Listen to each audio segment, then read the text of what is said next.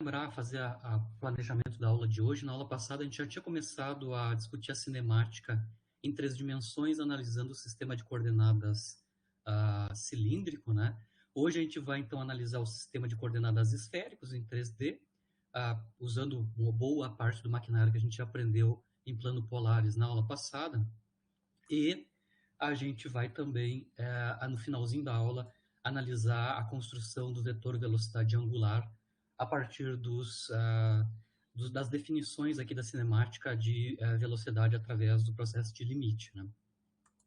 Então, só para recordar o finalzinho, na aula passada a gente estava analisando o sistema de coordenadas cilíndricas, que era o nosso primeiro exemplo, né, de sistema de coordenadas 3D. A gente viu que ele basicamente é uma extrapolação do sistema plano polar, sistema de coordenadas plano polar para o caso 3D, né, onde a gente adiciona uma coordenada adicional, que é a coordenada z, né, e aí construímos o vetor velocidade e o vetor aceleração a partir das expressões do vetor velocidade e do vetor aceleração instantânea do sistema plano polar, né, adicionando, claro, a informação nova que é a coordenada z. Lembrando que no caso da coordenada z, o versor, né, da direção z positiva é estático, enquanto os versores ρ-chapéu e φ-chapéu não são estáticos, né? Só para lembrar, ρ é a projeção do vetor posição no plano xy, né?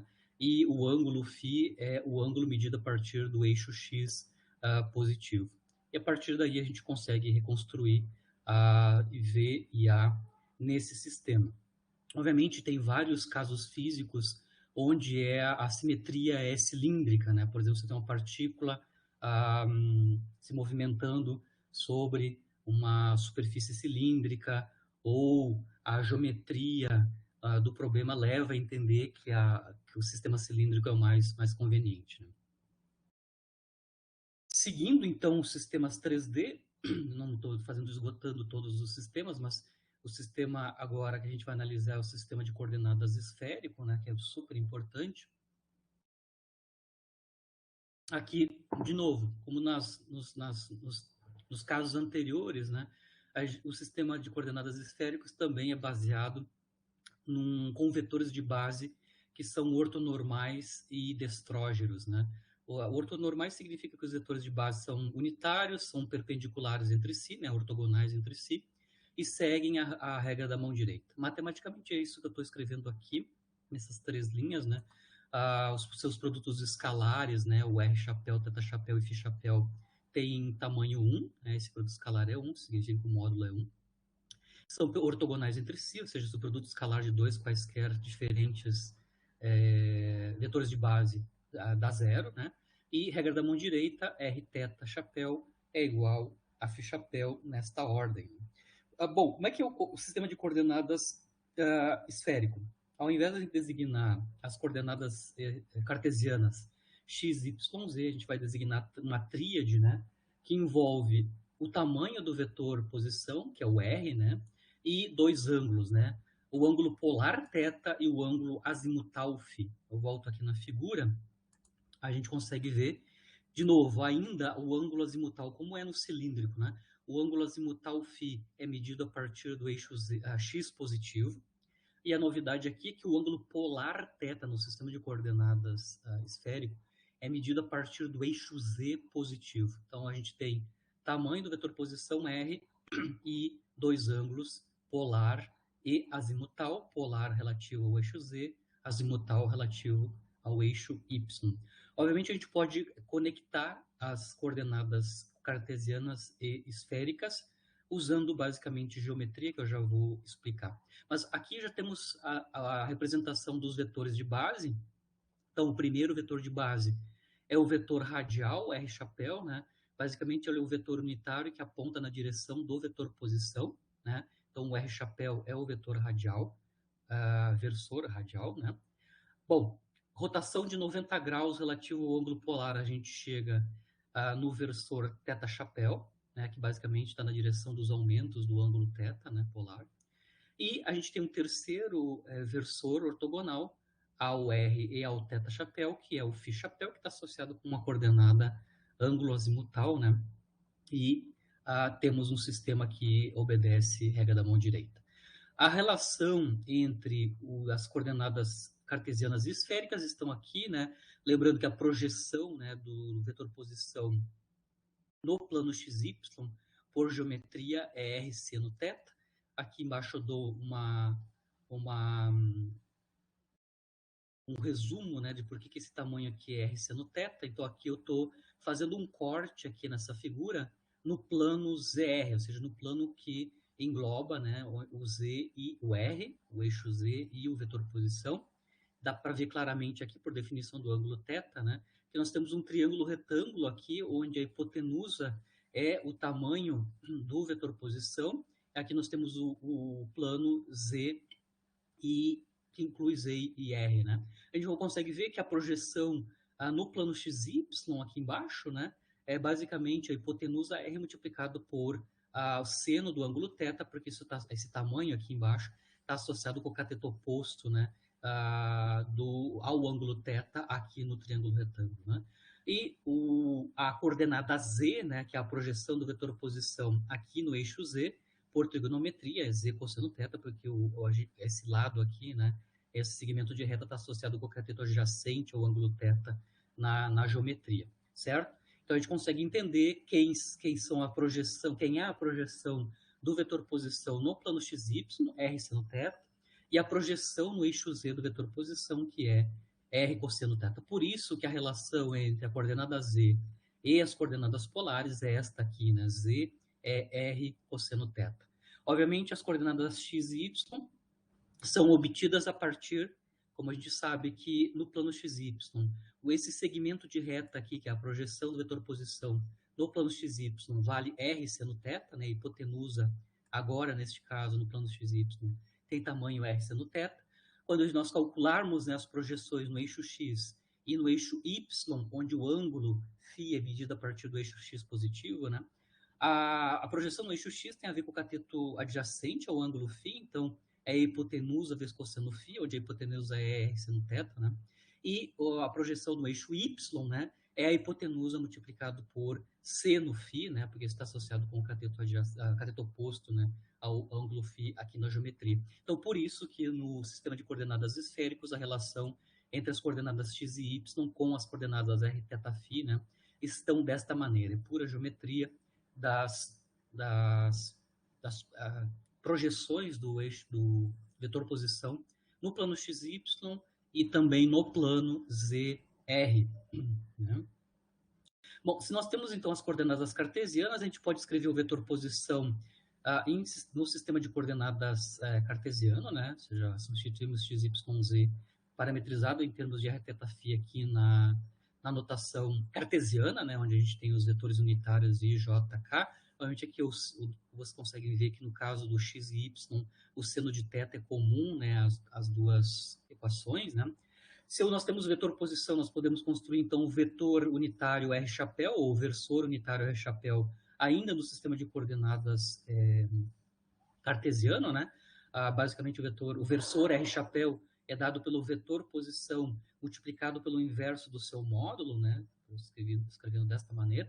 Quando nós, então, dividimos por R, que é o módulo do vetor posição, nós obtemos esse vetor aqui, né, para o R chapéu.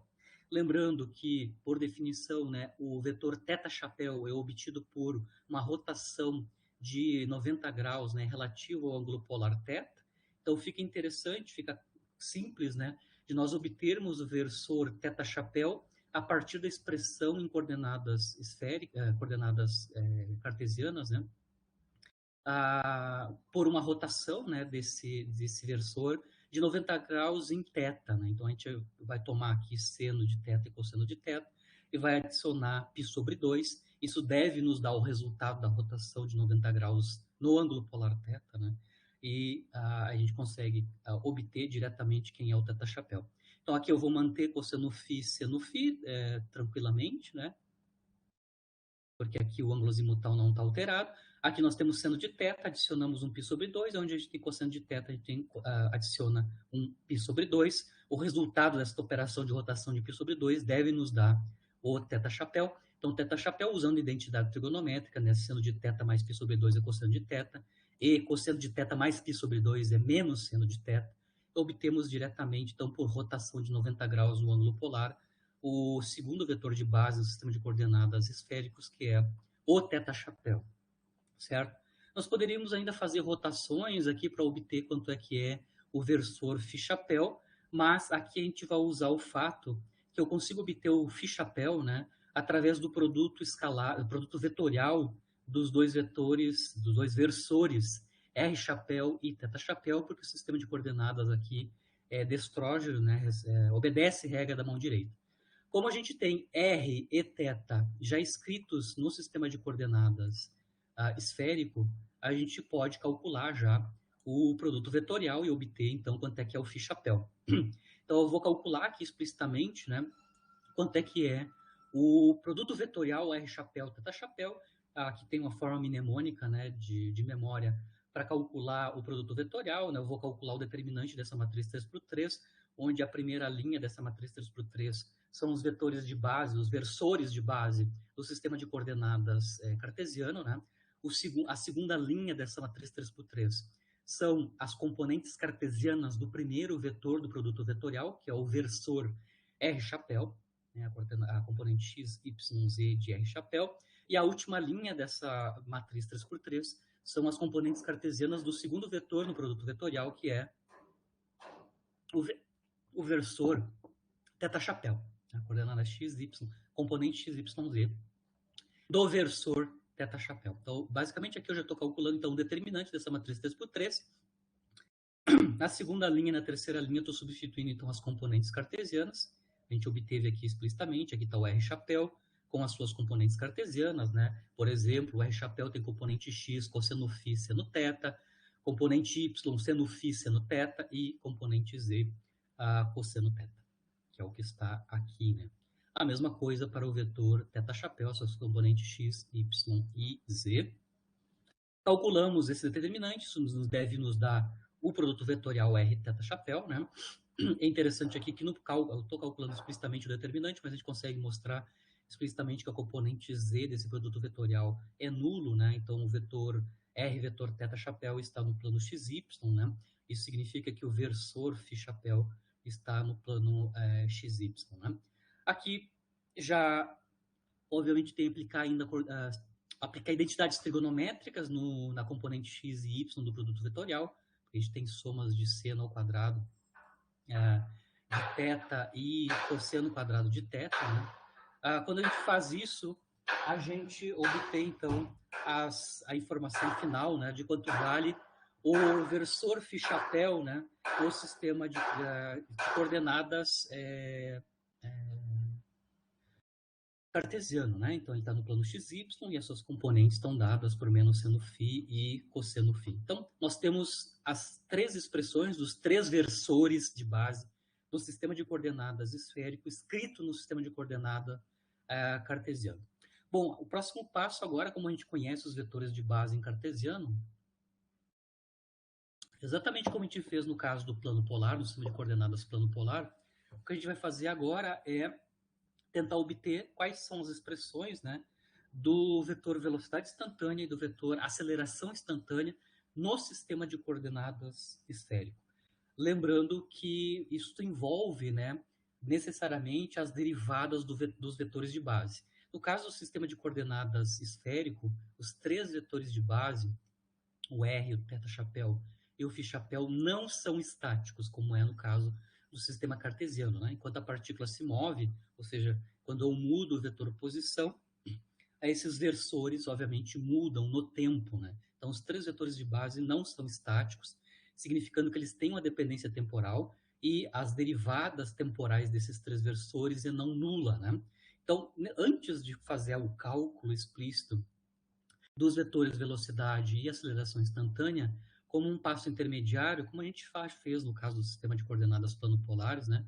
Antes disso, nós vamos calcular explicitamente quem são as derivadas temporais, né, dos vetores de base. Ou seja, eu quero calcular quanto é que é dr-chapéu dt, de θ-chapéu dt e de φ-chapéu dt. Com esses ingredientes vão ser necessários para a gente calcular o vetor velocidade e o vetor aceleração instantânea no sistema de coordenadas esférico. Então, aqui é um pouquinho mais trabalhoso que no caso do plano polar, mas a gente vai usar bastante informação do que a gente já analisou no plano polar, né? Mas eu vou dar o detalhe como é que a gente vai calcular explicitamente estas derivadas, né? Primeiro, para simplificar o cálculo, né, para não usar três componentes, né, eu vou introduzir dois versores novos, tá?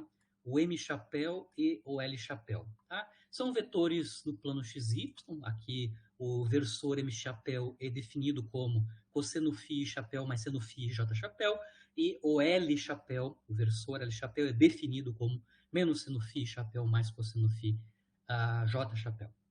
Se vocês lembrarem do sistema de coordenadas plano polar na aula passada, basicamente o que a gente está mostrando aqui, a menos da troca do ângulo φ pelo ângulo θ, né? O M chapéu e o L chapéu nada mais são, no sistema de coordenadas plano polar, né? São os versores R chapéu e θ chapéu no sistema de coordenadas plano polar, né? Claro, aqui o R chapéu e o θ chapéu têm outras significações, né, no esférico. Mas, lembrando o plano polar, o M chapéu e o L chapéu correspondem no plano polar aos versores R chapéu, θ chapéu. Por que eu estou lembrando que esses vetores M e L chapéu são os equivalentes no plano polar do R e do θ chapéu? Porque as derivadas desses versores nós já calculamos na aula passada no plano polar explicitamente, né? A gente mostrou, por exemplo, que o dr chapéu, né? Dr chapéu dt, a derivada temporal do dr chapéu no plano polar, né? Era exatamente a θ chapéu, θ ponto, perdão, θ chapéu, né? E nós mostramos também que o dθ chapéu dt é igual a menos θ ponto, né? R chapéu.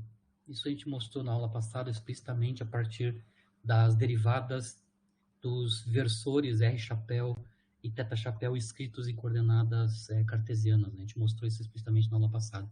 Então, lembrando que M e L nada mais são que R θ, né, no sistema plano polar, a gente já conhece as derivadas temporais desses dois versores intermediários que eu estou usando aqui no meu cálculo, né? A derivada do M chapéu, que basicamente seria a derivada do R chapéu, né, que é θ ponto θ chapéu. Aqui, então, é φ chapéu, o ângulo aqui é φ, né? Φ chapéu e o outro versor, que é o L chapéu. Da mesma forma, dl chapéu dt seria o dθ chapéu dt, né? Que é menos θ ponto R chapéu, isso então é menos φ chapéu e o outro versor, né? Que é o M chapéu. Então, esses resultados dessas derivadas temporais, desses versores que eu defini aqui, são lidos a partir do que a gente obteve das derivadas temporais dos vetores de base do sistema de coordenadas plano polar. Outra coisa é que a gente vê que o φ chapéu que a gente acabou de calcular aqui, que está no plano XY, né? Nós acabamos de calcular usando regra da mão direita, né? Usando o produto vetorial R θ chapéu, né? A gente consegue mostrar que o φ chapéu é exatamente o versor L chapéu, né? Que eu defini aqui, ó. Exatamente o versor L chapéu. Só um momentinho. Tô com obra aqui do lado de casa, tá bateção. Então, a gente consegue ainda ver que o φ chapéu, como a gente definiu, é exatamente o versor L. Tá, por que eu defini esses vetores intermediários? Porque eles vão nos facilitar, compactar um pouco a notação dos vetores de base, né? Eu volto aqui no R chapéu, né?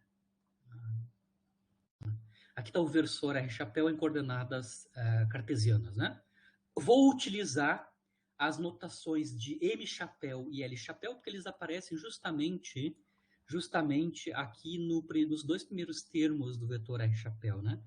O que está aqui, esses dois primeiros termos, basicamente é o versor que eu defini, M chapéu.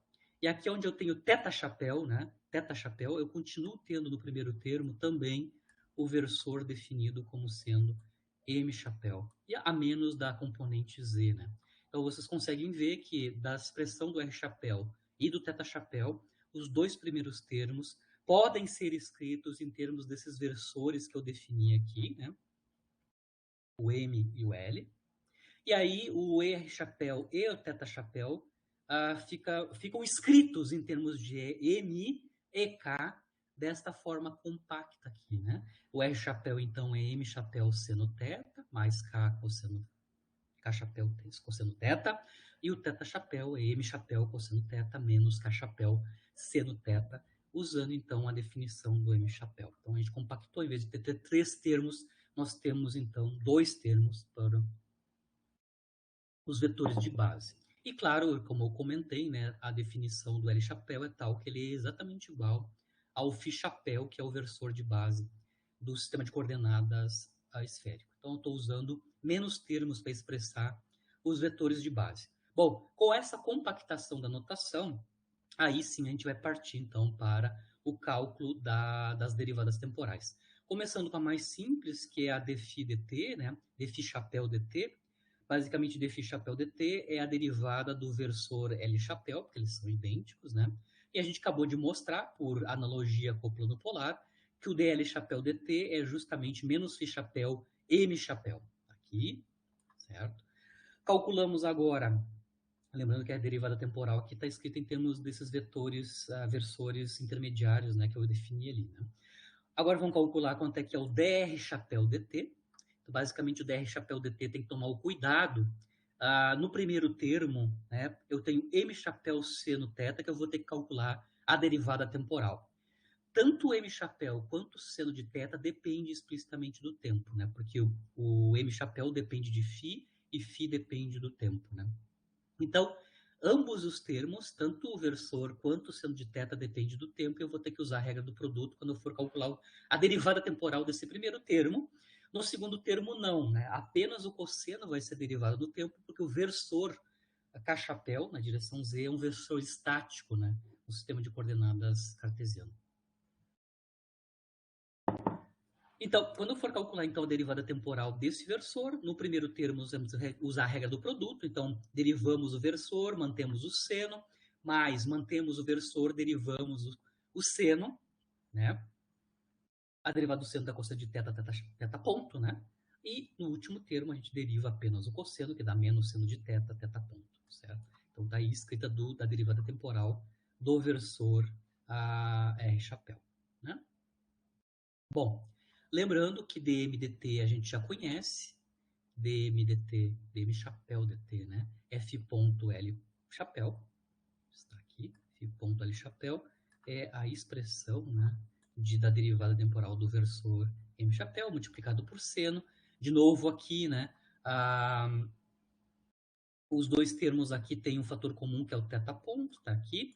O M chapéu está aqui explícito, ele acompanha o cosseno de teta, e o menos seno acompanha o K chapéu.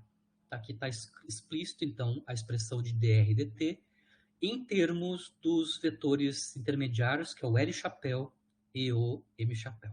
Mesma coisa para o dφ dt, também é escrito em termos do M chapéu. E, finalmente, vamos calcular, então, a derivada temporal do versor teta chapéu. Voltamos aqui. De novo, como no caso da derivada do R chapéu, no primeiro termo eu vou ter que dizer a derivada do produto, né, M cosseno, e também no segundo termo apenas a derivação do seno de teta, porque K chapéu é estático. Então, aqui está aqui explícito. Os dois primeiros termos são a derivada do produto M chapéu cosseno teta, como a gente mostrou. Então, e o último termo a gente vai derivar só o seno, né, da menos cosseno teta ponto. Substituímos de novo quanto é que é a derivada de M chapéu relativo a T, né? E aí a gente obtém explicitamente a expressão da derivada do teta chapéu em termos dos vetores intermediários, né, dos versores intermediários, L chapéu e M chapéu. E K, né? K aparece nos dois casos, né? Bom, como agora as derivadas dos três versores, a gente já está com quase tudo pronto para o cálculo da velocidade instantânea e da aceleração instantânea, certo? Ainda, lembrando, nós temos as derivadas aqui não escritas em termos dos vetores de base originais do sistema esférico, né? A gente ainda tem esses vetores intermediários que aparecem aqui, né? Por exemplo, o cachapéu não poderia estar aqui, né? Ele tem que ser substituído porque o cachapéu pertence ao sistema de coordenadas cartesiano, né? E ainda falta reescrever o L-chapéu e o M-chapéu em termos dos vetores de base do sistema de coordenadas esférico. Então, o próximo passo, antes de escrever o vetor velocidade e o vetor aceleração instantânea, a gente vai aqui escrever explicitamente as derivadas dos vetores de base no sistema esférico, usando os vetores de base, né, expandindo eles em vetores de base do próprio sistema esférico, né? Para fazer isso, primeiro a gente vai substituir, né, vai tentar saber qual é que é a relação de L e K, né, L e K, ou M, K e L, né, em termos dos vetores de base R, θ, φ no polar. Então, eu vou ter que fazer um passo intermediário para saber como é que eu escrevo M e K em termos de R, θ, φ. Né? Lembrando que o L chapéu é o próprio φ chapéu, isso não é preocupação, né? Nós temos que substituir M chapéu e K chapéu em termos dos vetores de base no sistema esférico, né? Como é que a gente vai fazer isso? Bom, se eu pegar as expressões dos vetores de base R chapéu e θ chapéu na nossa anotação compacta em termos do versor M chapéu, né? São os dois primeiros termos que a gente usou aqui na compactação, né? Partiu de 3 termos para 2 usando a definição do M chapéu. A gente tem essas duas equações, né? Que relacionam os versores R e θ com os versores M e K chapéu. Essas duas equações aqui, né, nós podemos escrevê-las na forma matricial, né? Então, esse sistema de duas equações pode ser escrita nesta forma matricial, né, onde eu tenho a matriz coluna R θ chapéu, eu tenho uma matriz de multiplicação, que eu estou chamando de matriz M, né, que envolve seno e cosseno, né, e os versores M chapéu e K chapéu. Quando eu faço esse produto matricial, eu obtenho o equivalente na forma matricial do sistema de duas equações original, certo? Por que eu estou escrevendo ele na forma matricial? Porque se eu calcular a matriz inversa da matriz M, eu vou obter justamente a relação entre os versores MK e os versores R e θ. E aí já está resolvido o nosso problema, né? A gente já sabe como é que a gente vai escrever, então, MK em termos de Rθ, aqui nas expressões das derivadas dos versores de base, certo? Bom, dada a matriz M, que é esta matriz aqui, né? Basicamente um tipo de matriz de rotação, né? E calcularmos a matriz inversa, né? Usando a definição de matriz inversa, né? A gente pode mostrar explicitamente, né, que a matriz inversa da matriz M é exatamente ela mesma, né? A gente pode testar que isso é verdade, né? Lembrando que se eu multiplicar uma matriz pela sua matriz inversa, eu vou obter a identidade. Então, se a gente multiplicar a matriz M por a M-1, que é a notação para a matriz inversa dela, né? A gente vai obter a identidade, a matriz identidade, né? A matriz diagonal com elementos 1 na diagonal principal, né? Então, a gente já sabe rapidamente quanto é que é a matriz inversa. Se eu tenho a matriz inversa, com a matriz inversa eu consigo, então, escrever a forma matricial da relação entre os versores MK e os versores Rθ, que é o inverso, né, desta relação aqui. Esta equação original, essa equação matricial original, relaciona Rθ com MK. Quando eu uso a matriz inversa, eu vou relacionar, então, MK com Rθ, que é esta equação matricial aqui, onde eu já estou escrevendo explicitamente a matriz inversa, né? Escrevo isso na forma de um sistema de equações, né? Aqui, M e K em termos de θ e R, usando essa equação matricial aqui, né? É interessante que neste caso aqui a matriz inversa é exatamente a matriz transposta, né? Da matriz M, dado o caráter aqui do tipo de matriz 2x2 que a gente está analisando, uma matriz real, 2x2, etc. Só para lembrar, a L chapéu é exatamente Φ chapéu, né? Na nossa notação. Então, aqui no DRDT e no dθ dt, né, aonde a gente tem L, que são aqui e aqui, a gente já pode substituir diretamente por φ-chapéu, que é o vetor de base do sistema de coordenadas esférico, né? O L-chapéu é exatamente o φ-chapéu. E aonde tem M e K, nas duas derivadas, né, dos vetores dRdt e dθdt, né, onde tem M e K, nós substituímos por esse procedimento que a gente fez, porque a gente já sabe como é que nós escrevemos M e K em termos de θ e R, que são os vetores de base do esférico. Tá? Então, fazendo essa substituição. Primeiro, dφ-chapéu dt. Dφ-chapéu dt é menos φ ponto M chapéu. Menos φ ponto M chapéu. Menos φ ponto. E M chapéu, nós acabamos de mostrar. M chapéu é θ chapéu cosseno θ mais R chapéu seno θ. Né? Voltamos aqui. dθ dt. Né? Tá aqui. Nós vamos ter que substituir o L chapéu, o M e o K. Quando a gente faz isso, quando a gente substitui L chapéu, o M e o K, quando o M e o K são substituídos a partir desta equação aqui, né? Essas duas equações aqui, né? Expandimos, cancelamos os termos em comum, etc. A gente consegue mostrar que o dθ chapéu dt, ele é escrito basicamente nos sistemas de nos vetores de base do esférico, que é o φ chapéu e o R chapéu. E finalmente o dr chapéu dt, quando nós substituímos o L chapéu, o M chapéu e o K chapéu, em termos dos vetores de base, né, resta que ele é escrito em termos também do φ chapéu e do θ chapéu. Então, usando esses passos intermediários, como eu expliquei em detalhes agora há pouco, né, nós obtemos finalmente as derivadas temporais dos versores de base do sistema de coordenadas esférico em termos dos próprios vetores de base do sistema esférico. Então, obtive as derivadas temporais dos versores de base em termos deles mesmos, né? Em termos do θ, R e φ chapéu. Muito bem. Feito isso, agora nós estamos prontos para calcular o vetor velocidade e aceleração instantâneas no sistema de coordenadas esférico. Vamos começar com o vetor de velocidade instantânea. O vetor velocidade instantânea é a derivada temporal do vetor posição, né? Então, nós vamos calcular a derivada temporal do vetor posição, mas ele é escrito no sistema de coordenadas esférico, né? O vetor posição no sistema de coordenadas esférico é R chapéu, onde R é o tamanho do vetor posição e R chapéu é o versor radial, né? Essa é a maneira que nós escrevemos o vetor posição no sistema de coordenadas esférico, né? R chapéu. É tamanho do vetor, posição vezes acompanhado do versor radial R chapéu.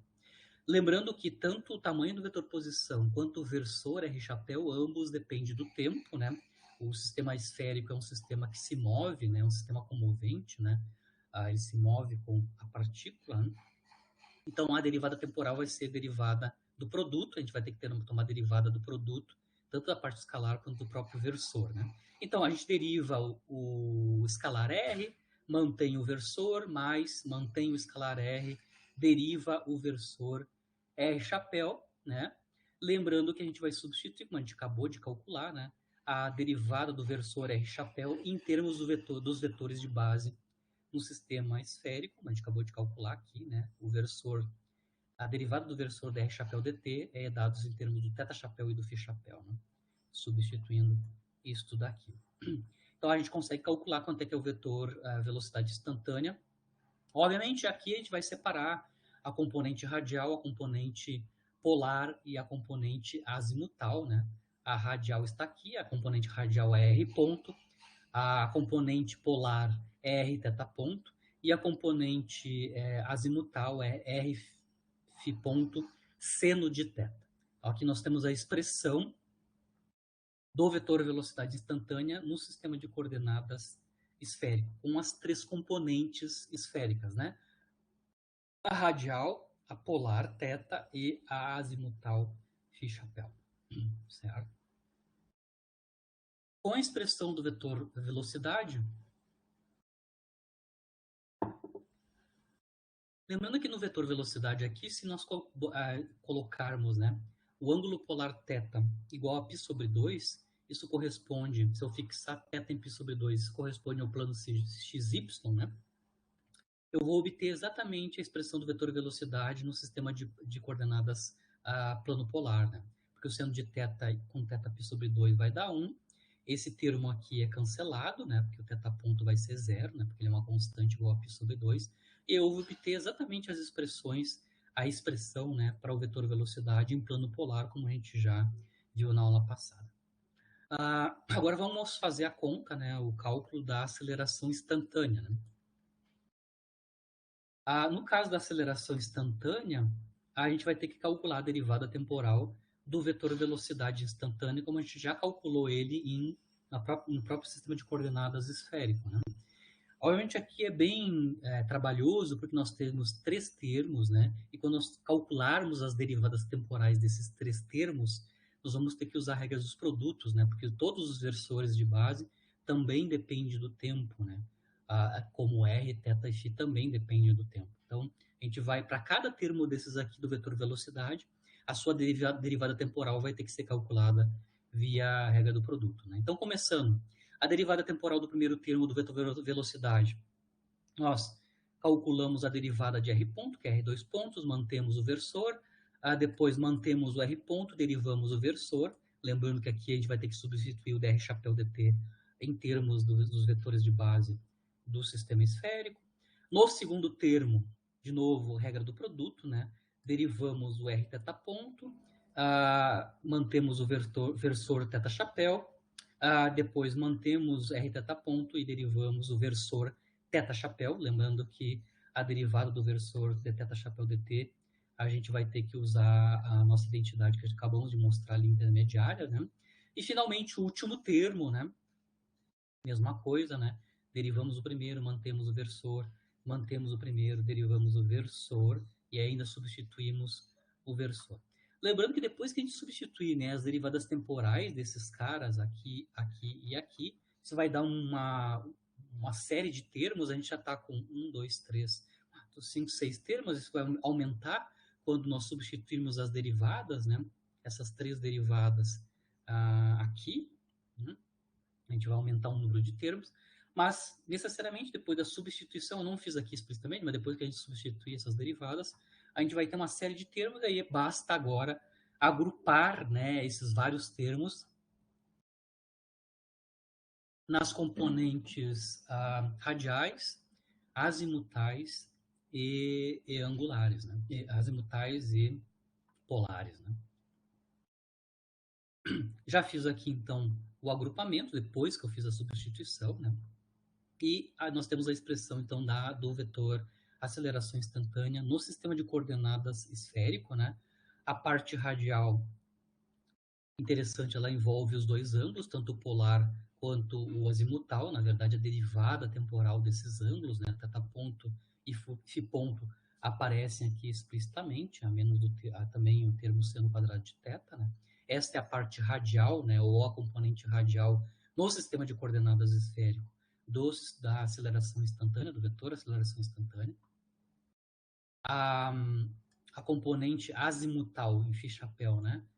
Depende também das derivadas temporais de primeira ordem dos ângulos, mas também de segunda ordem no ângulo azimutal φ, né? Da mesma forma que na parte radial a gente tem a derivada segunda radial, né? E finalmente a componente polar, né, do vetor aceleração instantânea, ele envolve, claro, derivada de segunda ordem em θ, né, que é o ângulo polar, mas também derivadas de primeira ordem do ângulo polar e do ângulo azimutal, né? E, claro, seno e cosseno de θ. Então, a expressão da aceleração instantânea no sistema de coordenadas esférico é bem intrincado, né? Bem mais rico que no caso do plano polar. Como eu tinha comentado ali na expressão do vetor velocidade, né? Se nós fixarmos o ângulo polar em π sobre 2, isso corresponde, então, ao plano XY, vou voltar na figura que fica claro, né? Aqui. Se nós pegarmos o ângulo polar θ, que é medido a partir do eixo z positivo, né, e fixarmos ele em π sobre 2, isso vai acontecer que o vetor posição vai estar todo ele sobre o plano xy, né? Então, quando eu tomo θ fixo em π sobre 2, a gente já sabe que isso corresponde ao plano xy, né? Se eu olhar agora a expressão do que acontece com o vetor aceleração, né? Como o θ está fixo, as suas derivadas temporais são nulas, ambas nulas, né? Isso simplifica muito a expressão do vetor aceleração, né? Então, quando θ é π sobre 2, plano xy, a gente não vai ter a componente θ chapéu, porque elas dependem das derivadas temporais, perdão, a componente φ chapéu é nula, né? A componente azimutal é nula, porque ela envolve derivadas temporais, todos os três termos, né? Envolve as derivadas temporais dos ângulos, do ângulo polar e do azimutal, né? Na verdade, sobrevive apenas este termo aqui, né? Porque o θ ponto aqui, no caso aqui, sobrevivem esses dois termos aqui, né? Φ chapéu não aparece aqui explicitamente, né? Claro que quando eu tenho o seno de π sobre 2, isso vai dar 1, né? Este termo aqui é zero, no caso do θ fixo, né? No caso da componente polar, componente θ chapéu, como θ ponto e θ 2 pontos são zero, esse termo é nulo, este termo é nulo, e este termo aqui também é nulo, como o cosseno de π sobre 2 é zero. Então, não vamos ter componente θ chapéu, ou seja, componente polar, quando o ângulo está fixo, né, em π sobre 2, né? Então, nós vamos ter apenas a componente radial e a componente azimutal como sendo não nulas, né? Exatamente como é o caso do plano polar. A gente tem exatamente as expressões para o vetor aceleração instantânea no sistema de coordenadas plano polar. No caso, quando a gente fixa o θ, o ângulo polar, em π sobre 2, né? A gente consegue mostrar que a gente recai no sistema de coordenadas plano polar que a gente viu na aula passada. Obviamente, substituindo o ângulo φ pelo ângulo θ, né?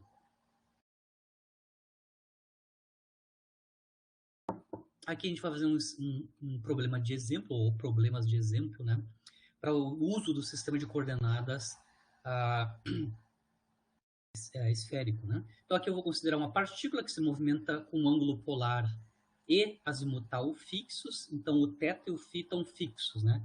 O ângulo polar e o azimutal estão fixados, né? Então, só quem pode mudar no sistema de coordenadas esférico aqui é o tamanho do vetor posição, que é o escalar r de t, né? Ou seja, θ é θ0 para qualquer tempo e φ é φ0 para qualquer tempo, onde θ0 e φ0 são ângulos constantes, né, independente do tempo. Que tipo de movimento é este? Sabido que no sistema de coordenadas esférico, os dois ângulos, né, o polar e o azimutal, estão fixos. Bom, se esses dois ângulos, o polar e o azimutal, estão fixos, significa que as derivadas temporais desses dois ângulos são nulos, né? Tanto o φ chapéu, o φ ponto quanto o φ 2 pontos são nulos, e θ ponto e θ 2 pontos são nulos, né? Isso simplifica bastante, né? Com as derivadas temporais dos ângulos nulas, isso simplifica bastante a expressão do vetor velocidade instantânea. Dá para ver aqui que no caso dos ângulos fixos, né? O vetor velocidade, bom, a parte polar e a parte azimutal são ambas nulas, porque elas envolvem as derivadas temporais do θ e do φ, né? E só sobra então a parte radial, tá? Então, o vetor velocidade é apenas radial, vale r ponto, r chapéu. Se o vetor velocidade, que é tangencial à trajetória da partícula, é radial, significa que o movimento é puramente radial, não tem componente angular. Então, a partícula está se movimentando sobre uma reta radial, né? O vetor aceleração instantânea também simplifica muito, né? Todas as derivadas temporais de ângulo vão dar zero, e significa que a minha aceleração também é puramente radial, né? Com a partícula se movimentando sobre uma linha radial medida a partir da origem. Aqui um segundo exemplo, onde a gente tem uma partícula que está mantendo seu movimento, né? E ela vai manter, então, a distância radial origem fixa. Então, o tamanho agora do vetor posição é fixo, ele mantém tamanho B independente do tempo. Então, B é o tamanho do vetor posição, B maiúsculo, né? É o tamanho do vetor posição. Além disso, além de manter o tamanho do vetor posição, o ângulo polar, que é o eixo, que é o ângulo que ele faz com o eixo Z, né? O vetor posição faz com o eixo Z, é mantido em 60 graus. Aqui, então, a gente tem um ângulo, que é o polar, e o tamanho do vetor posição são ambos fixos. O ângulo azimutal φ está livre, né? Ele varia no tempo. Só dois estão fixos, o tamanho do vetor posição e o ângulo que ele faz com o ângulo Z, com o eixo Z, que é o ângulo ângulo polar θ, né? Que tipo de movimento é esse, né? Se eu tenho essas duas características aqui para o movimento, né? Como o R e o θ estão fixos, né? Tá claro que o movimento da partícula é circular, né? Aqui de novo na figura. Aqui, né? Se a gente fixar o tamanho desse vetor e também fixar o ângulo, né? E manter o φ livre, né? Significa que o vetor posição ele não pode mudar de tamanho, ele pode rodar aqui, né, em torno do eixo Z. Quando ele roda em torno do eixo Z, obviamente o conjunto das coordenadas, o resultado desse movimento, vai nos dar um círculo, né? Com um centro de simetria no eixo Z, né? Um eixo de simetria em torno do eixo Z, né? E o movimento é circular. Qual é que é o raio desse círculo, né? Bom, o raio desse círculo é justamente a projeção do vetor posição no plano XY, que a gente já sabe que vale R seno θ, né? R seno θ é a projeção do vetor posição no plano XY, que é o raio desse círculo que vai ser mapeado pelo vetor posição, enquanto o ângulo azimutal φ varia no tempo, já que R e θ estão fixos no tempo, né? Então a gente já sabe que é um movimento circular se o R e o θ estão fixos no sistema de coordenadas esférico, né? Bom, como o raio do círculo é conhecido, né, é R seno θ, como a gente sabe, o ângulo polar fixo que é 60 graus, e o tamanho do vetor posição é B maiúsculo, a gente já sabe, então, que o raio do círculo a ser desenvolvido é B seno de 60, seno de 60 é raiz de 3 sobre 2, então o raio do círculo basicamente é raiz de 3 sobre 2. Então o movimento é circular, né, no plano XY, né, com Z fixo, né, e com raio a raiz de 3 sobre 2 vezes B, certo? De novo, o sistema de coordenadas esférico vai ser escolhido, né, se a minha simetria do problema é esférica, né? Tem vários problemas onde a gente é conveniente usar o sistema de coordenadas esférico. Por exemplo, quando a gente está trabalhando com gravitação. Então, em geral, quando a gente está trabalhando com problemas físicos, onde a nossa simetria é tipicamente radial, né, a gente utiliza sistema de coordenadas esférico ou plano polar, no caso 2D. Né? Certo? Então, gravitação, em muitos problemas de eletromagnetismo em 3D são utilizados a coordenada esférica porque ela é mais conveniente.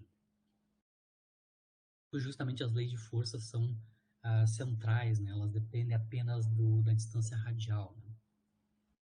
E, para encerrar a aula, além da finalização do sistema de coordenada esférico, né, eu queria analisar um pouquinho também a expressão, ou a construção, né, do vetor velocidade angular ômega, né, no caso de movimentos circulares. Né. Então, só para construir o vetor velocidade angular ômega, aqui, então, eu mostro essa figura onde eu tenho a origem do sistema de coordenadas, a origem O está aqui, né, eu tenho, então, o vetor posição da partícula, dado pelo vetor R, né? Vetor posição medida a partir de O. E essa partícula, então, está desenvolvendo um movimento circular, né? Em torno de uma direção que é dada pelo versor N chapéu. Então, tem uma partícula descrita pelo vetor posição R, a partir da origem O, que está girando, né, em torno de uma direção espacial que é dada pelo vetor unitário N chapéu, né? Eu quero calcular qual é, que é a velocidade desta partícula, né? A derivada temporal deste vetor posição. Eu vou escrever esta velocidade em termos do ângulo φ, né? Que a gente mede no plano perpendicular, né? O plano perpendicular à direção N chapéu, né? Então, só para lembrar, enquanto a partícula está fazendo o seu deslocamento angular, né? O ângulo é ΔΦ. Então, vamos tomar um deslocamento pequeno, né? Ou seja, um deslocamento ΔR, dado pelo vetor ΔR pequeno, né? Aqui eu estou mostrando o elemento de arco de círculo que corresponde a esse deslocamento ΔR. Então, meu tamanho de arco de círculo aqui circular é módulo do vetor ΔR, ou seja, o módulo do vetor de deslocamento da partícula, por um intervalo de tempo pequeno, né? Pequenininho. Esse deslocamento ΔR, que corresponde a um arco de círculo, está associado com um ângulo aqui ΔΦ. Então, ΔΦ é o ângulo associado ao elemento de arco de círculo ΔR, né? Módulo do vetor ΔR. E o raio desse círculo é R maiúsculo. Tá? Obviamente, da geometria aqui eu entendo que o tamanho do raio do círculo, né, está associado com a hipotenusa R e com o ângulo θ. Então, aqui eu vou definir quem é o ângulo θ. O ângulo θ é o ângulo entre o vetor posição e o versor N chapéu. Lembrando que o N chapéu é a direção a qual a partícula está girando em torno, né, dessa direção espacial. Então, o ângulo entre R chapéu e N chapéu, ou entre R e N chapéu, é o ângulo θ. Vocês conseguem ver aqui que o raio do círculo basicamente está associado ao cateto oposto a esse triângulo retângulo cuja hipotenusa é R e ângulo é θ. Então, a gente já sabe quanto é que vale o raio desse círculo, escrito em termos de R θ, é R seno θ, hipotenusa multiplicado pelo seno do ângulo associado ao cateto oposto, né? Esse é o raio. Bom, como eu comentei com vocês, o deslocamento ΔR está associado, para tempos pequenos, né, está associado com o ângulo ΔΦ, da definição de ângulo em radianos. Né? Nós sabemos que nós podemos escrever o ângulo em radianos, o ΔΦ, como a razão entre dois comprimentos, né? O primeiro comprimento no numerador é o tamanho do arco de círculo associado a esse ângulo ΔΦ, que é o módulo do vetor ΔR, dividido pelo raio do círculo. Essa é a definição de ângulo em radiano, né? Comprimento de arco de círculo associado a esse ângulo, dividido pelo raio do círculo associado. Essa é a definição de ângulo em radiano. Então, nós podemos escrever ΔΦ em termos do módulo do vetor de deslocamento e do raio desse círculo, onde a gente já sabe que o raio desse círculo, pela geometria do problema, né, vale R seno θ. Com isso, a gente consegue saber qual é que é o módulo do vetor de deslocamento dessa partícula que está rotacionando em torno de um eixo cuja direção é dada pelo versor N chapéu, como é dado aqui pela nossa figura, né, onde a partícula está girando em torno da direção N chapéu. Então, a gente sabe o módulo do vetor de deslocamento. Lembrando que nós queremos calcular qual é, que é a velocidade da partícula, já calculamos o deslocamento, o módulo, pelo menos, né? O módulo do vetor de deslocamento, ou seja, o módulo do vetor ΔR, né, vale R seno θ multiplicado por o ângulo, né, ΔΦ. R seno θ, ΔΦ. Isso o módulo do vetor de deslocamento. Qual é que é a direção e o sentido desse vetor de deslocamento? Bom, a gente não precisa fazer isso na matemática, a gente pode ver na própria geometria do problema, né? Intuitivamente aqui, né? A gente consegue entender que o vetor de deslocamento, basicamente, ele está num plano. Obviamente, o vetor de deslocamento está sobre o círculo, né, da trajetória da partícula, né? O círculo é perpendicular, né, é transversal, né, à direção N chapéu. Então, está claro tanto a N chapéu quanto a R chapéu, né? O círculo aqui é perpendicular tanto a R quanto a N chapéu, né? Ou seja, o vetor de deslocamento ele é perpendicular ao mesmo tempo a esses dois vetores, né? Tanto ao N chapéu quanto ao R chapéu, né? O vetor de deslocamento é perpendicular a esses dois vetores. Então, a direção do vetor de deslocamento deve ser a direção perpendicular tanto a N chapéu quanto a R chapéu. Aqui na figura a gente consegue entender claramente que o vetor ΔR é perpendicular a esses dois. Bom, a gente consegue construir um versor, né, um vetor unitário, que é perpendicular tanto a N quanto a R chapéu, usando o produto vetorial, né? Ou seja, o vetor ΔR deve ser paralelo ao versor dado pelo produto vetorial N chapéu, R chapéu. Por quê? Porque lembra do produto vetorial, se eu tenho um produto vetorial de dois vetores, esse vetor produto vetorial é perpendicular, é ortogonal aos dois vetores que eu estou fazendo o produto vetorial. Então, o versor construído a partir do produto vetorial N chapéu R chapéu deve nos dar a direção do vetor deslocamento, né? Então, o vetor deslocamento ΔR tem módulo de ΔR e direção e sentido dado pelo produto vetorial N chapéu, R chapéu. Ele é perpendicular a esses dois vetores. Aqui eu estou escrevendo explicitamente quanto é que é o módulo do vetor deslocamento, a gente acabou de calcular da geometria, né? Eu consigo mostrar desta expressão aqui, né, que nós podemos escrever o vetor ΔR como sendo ΔΦ multiplicado pelo produto vetorial N chapéu vetorial, não com R chapéu, mas com o próprio vetor posição. Por quê? Se eu tomar o módulo desse vetor deslocamento, eu vou obter justamente o módulo de ΔR que a gente obteve por geometria. Por quê? Eu tenho o módulo de ΔR é ΔΦ, que está aqui, ΔΦ, e o módulo deste produto vetorial. O módulo desse produto vetorial, que é o módulo de N chapéu vetor R,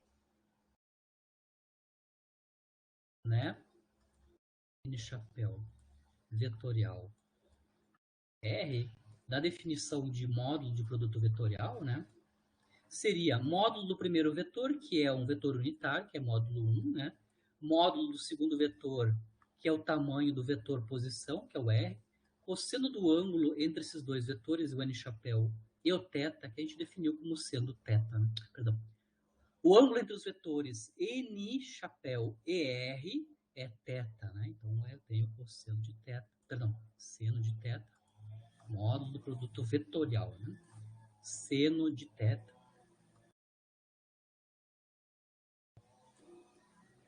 Então está claro que quando eu escrevo o vetor deslocamento como ΔΦ multiplicado pelo produto vetorial N chapéu vetorial com o próprio vetor posição, automaticamente essa expressão me dá a expressão correta para o módulo do vetor deslocamento, R seno θ, ΔΦ. Então a gente acabou de calcular explicitamente da geometria e de argumentos físicos, né, de qual é que é a expressão do vetor deslocamento dado em termos do ângulo φ, ΔΦ, e do vetor posição. Bom, se a gente obteve quanto é que é o vetor deslocamento,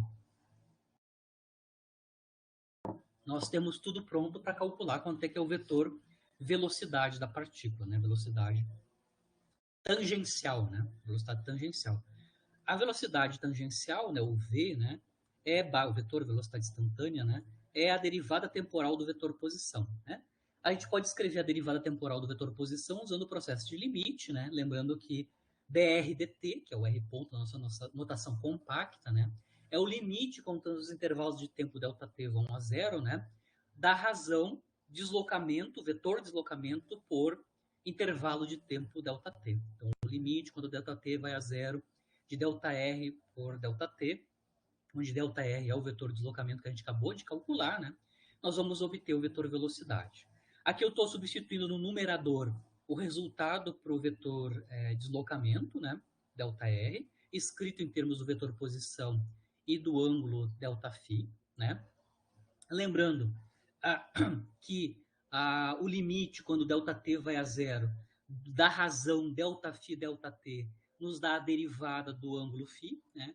Que é dado por φ ponto, e mais o produto vetorial N chapéu vetor posição R, certo? Então aqui a gente tem a expressão da velocidade, do vetor velocidade instantânea, né?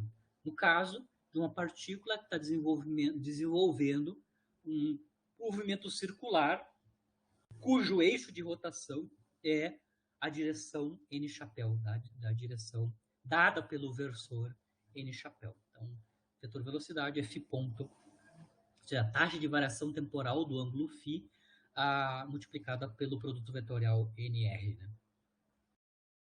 N chapéu R. E aí, finalmente, a gente vai definir, né, definir o vetor velocidade angular. Então, o vetor velocidade angular é definido, então eu vou definir o vetor velocidade angular como ômega vetor, né, vetor ômega.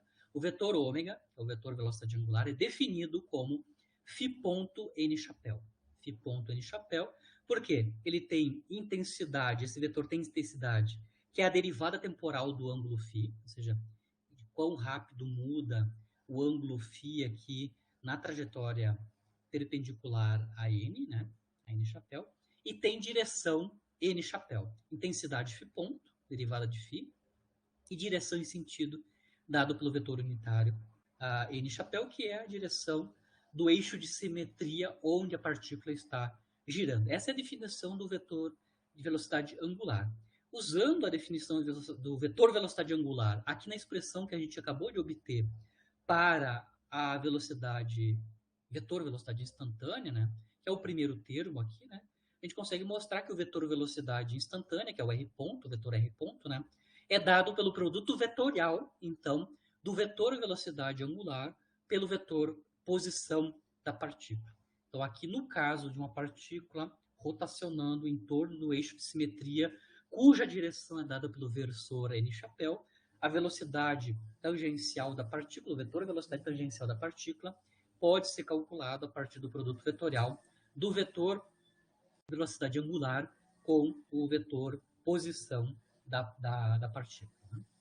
Aqui eu vou fazer, para finalizar a aula, né, eu vou dar um exemplo simples, né, onde eu vou calcular o vetor velocidade, onde o ângulo entre esses dois vetores, né, o vetor velocidade angular e o vetor posição, está fixo. Né? Aqui, no caso, eu tenho uma partícula que está se movimentando no plano XY, né, numa trajetória circular de raio R. Como estou mostrando aqui pela figura, eu tenho o eixo Z, eu tenho a partícula se movimentando num raio circular de tamanho R, cujo raio é R aqui. No plano XY, aqui está a origem, né? A origem do sistema de coordenadas. Aqui está o vetor posição. O vetor posição está se deslocando sobre o plano XY, né? Cujo tamanho é fixo, é tamanho R maiúsculo, que é o raio da trajetória circular. E a direção, o eixo de simetria é o eixo Z, ou seja, o versor N chapéu é basicamente o versor K chapéu, né, no sistema de coordenadas cartesiano.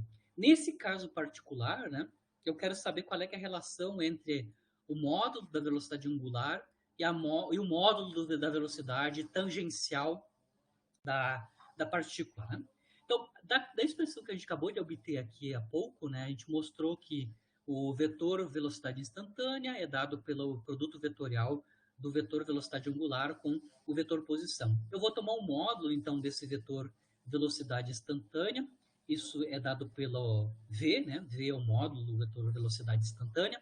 Isso é, então, igual ao módulo do produto vetorial ômega R, certo? Só um momentinho.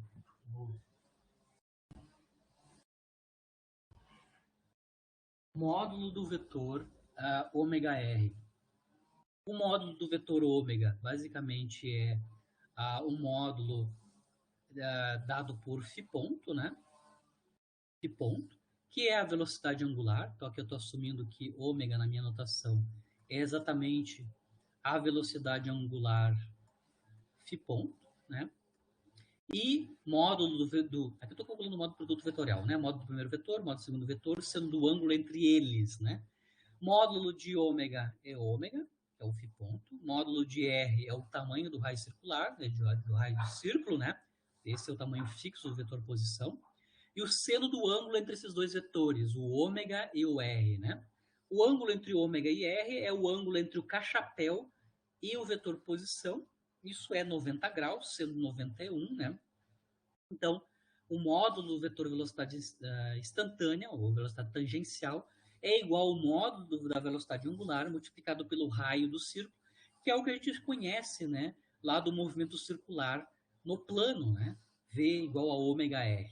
Esse é um caso particular, claro, do caso geral da relação entre o vetor velocidade instantânea, ou velocidade tangencial, com o vetor velocidade angular, que é definida no caso geral, né, como tendo intensidade φ ponto e direção e sentido dado pelo eixo de simetria, a direção e sentido do eixo de simetria, designada pelo versor N chapéu, como a gente mostrou aqui na figura, a partícula está girando, né, se deslocando num plano perpendicular à direção dada pelo vetor unitário N chapéu.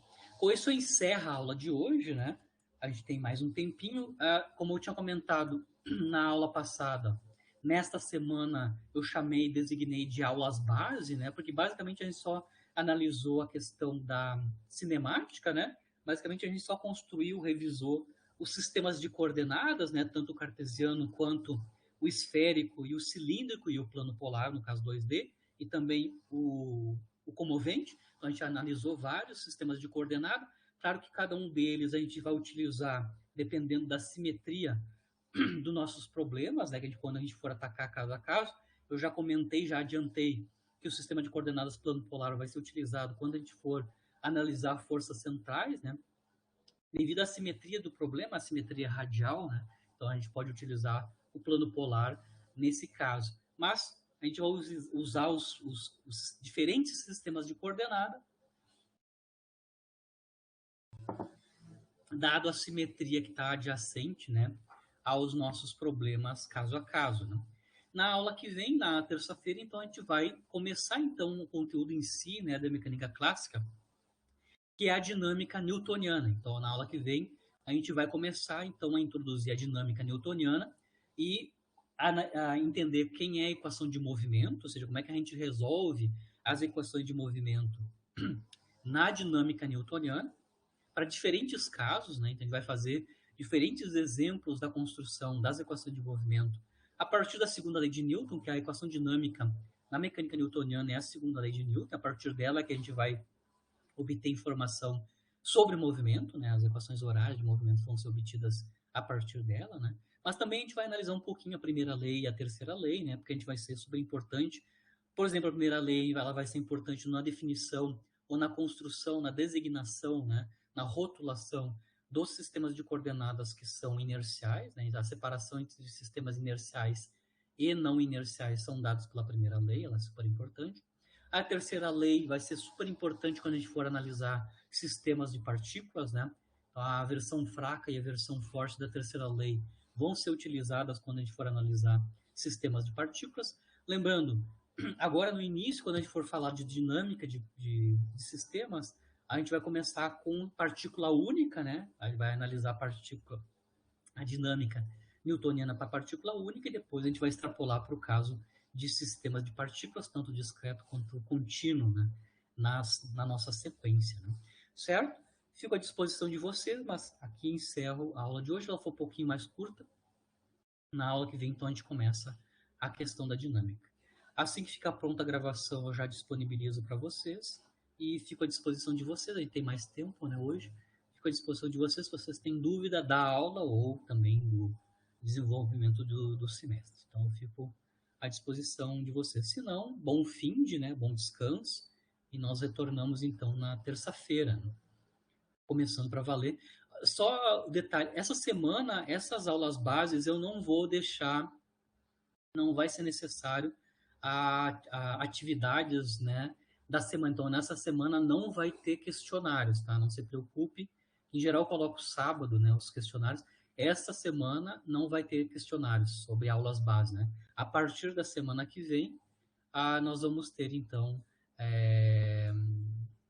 a sequência de questionários, né? Toda semana vai ter questionários dos assuntos daquela semana, né?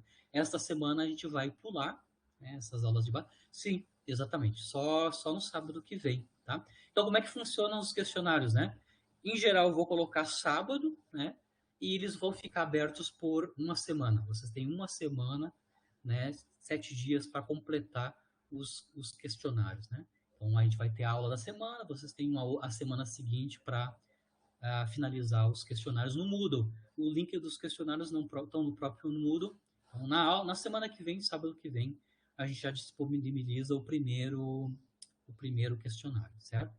A média do semestre é a média desses questionários. Lembrando que a gente vai ter 3 questionários de substituição. Então, vocês podem perder até três questionários, né? Certo?